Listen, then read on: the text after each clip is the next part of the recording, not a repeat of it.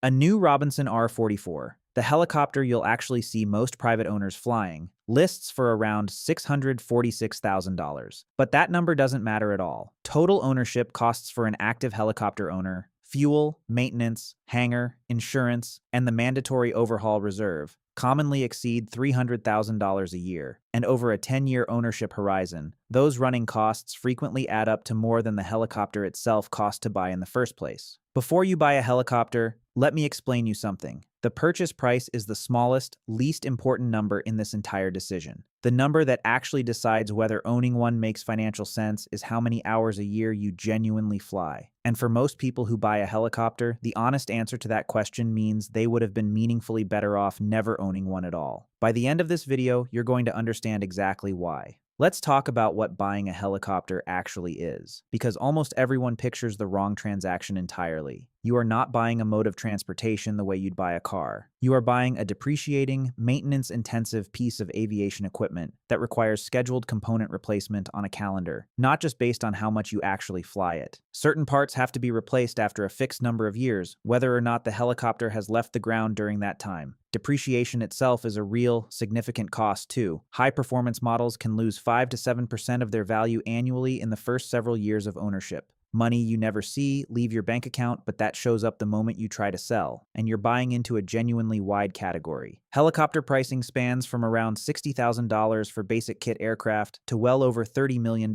for heavy lift models, with most private civilian buyers landing somewhere between $300,000 and $5 million for light piston and turbine aircraft like the R-44, the Bell 407, or the Airbus H130. Here is where the range depends heavily on category, and the gap between entry-level and serious ownership is enormous. At the very bottom, a basic kit helicopter can be assembled for around $60,000, a genuinely different category of aircraft and ownership experience from anything that follows. A light piston helicopter, like the Robinson R-44, the most common entry point into real private ownership, runs from under $100,000 for an older used example to around $646,000 new, with fully equipped models climbing past $850,000. A light turbine model, more capability, more speed, real corporate use cases, lands in the $1 to $5 million range, and annual ownership costs at that level, for an owner flying 200 to 300 hours a year, commonly run $300,000 to $600,000.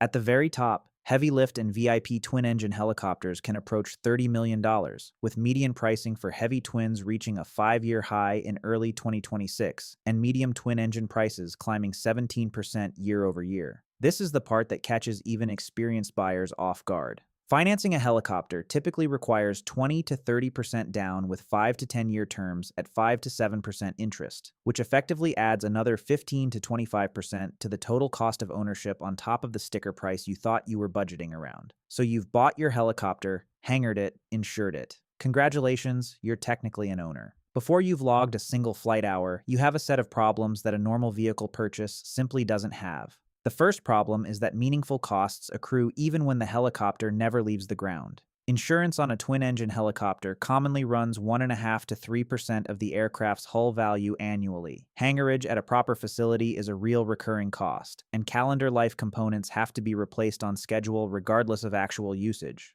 Owning a helicopter you barely fly doesn't meaningfully reduce most of these costs. The second problem is the overhaul reserve, and it's a genuinely large number most first-time buyers underestimate. Major components need full overhaul at scheduled intervals. For many light helicopters, somewhere around every 2,200 flight hours or 12 years, whichever comes first. And the industry standard practice is to set aside a per-hour reserve fund specifically to cover that eventual cost, often tens of dollars for every hour flown, so the bill doesn't arrive as a surprise. The third problem is that used helicopter prices have been climbing, not falling, recently. Pre-owned helicopter prices rose roughly 10% almost every year due to strong demand colliding with historically low available inventory, meaning the usual assumption that a used purchase is the obviously cheaper, safer entry point isn't holding the way it once did. The fourth problem is that owning doesn't actually save you money compared to chartering unless you're flying a lot. Financial modeling in this category consistently points to ownership only becoming competitive with on-demand charter somewhere above 200 to 300 flight hours a year for turbine aircraft. And even lower thresholds don't necessarily favor ownership either. Most private owners fly nowhere near that many hours annually. Let's say you've solved the big problems. Helicopter purchased, hangared, insured. Now let's talk about what it costs every single year, regardless of how much you actually fly. For a light piston helicopter flown a modest 100 to 150 hours a year, annual ownership costs commonly land between $35,000 and $55,000. Fuel, routine maintenance, insurance, hangar, and reserve contributions combined.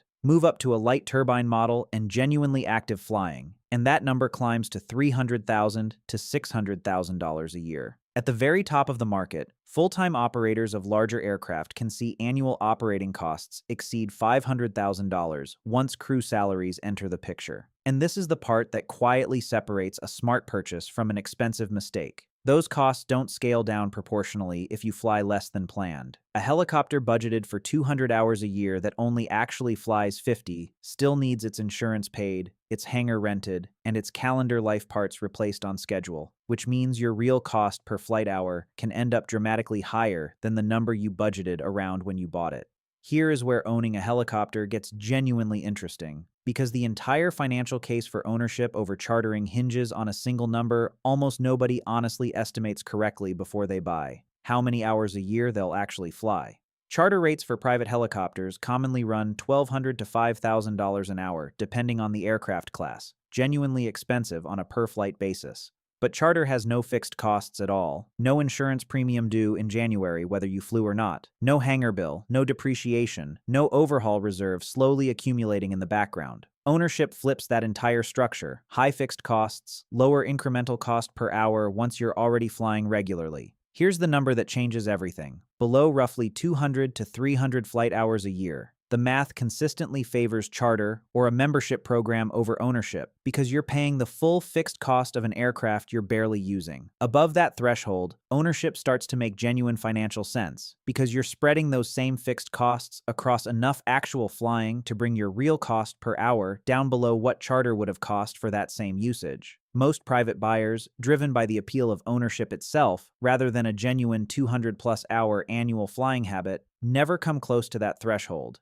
and end up with a very expensive asset that would have been cheaper, hour for hour, to simply rent every single time. There are really two types of people who end up owning helicopters, and their financial outcomes look almost nothing alike. The first is the occasional owner, someone who buys primarily for the status and convenience of ownership itself, flying well under the 200-hour threshold most years. This owner is, in almost every honest financial comparison, paying dramatically more per flight hour than chartering the exact same trips would have cost, with depreciation and fixed costs quietly working against them the entire time they own the aircraft. The second is the high-utilization operator, someone flying consistently for business, genuinely logging 250-plus hours a year, often because the helicopter is replacing meaningfully longer ground travel on a regular basis. This owner's fixed costs get spread across enough real usage that ownership can genuinely beat charter on a per-hour basis, and the aircraft functions as a real productivity tool rather than a depreciating symbol of arrival.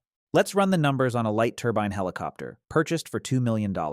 Talking about the optimistic scenario, the owner genuinely uses the aircraft for business travel, replacing long ground commutes across a congested region several times a week, logging 280 hours in year one. Annual ownership costs land around $400,000. Spread across 280 hours, that works out to roughly $1,429 an hour, genuinely competitive with, or better than, chartering a comparable aircraft for that same usage pattern, while also gaining the convenience and scheduling flexibility that ownership provides. Now let's talk about the realistic scenario. The owner buys with genuine intentions to fly regularly, but real life gets in the way. Business travel patterns change, and actual usage lands closer to 60 hours for the year. The same roughly $400,000 annual fixed cost now spreads across a fraction of the flying, working out to nearly $6,700 an hour, dramatically more expensive than simply chartering the same 60 hours would have cost. Add in the $2 million asset quietly depreciating 5 to 7% a year in the background, and the true cost of that year of occasional flying, once depreciation and financing costs are folded in,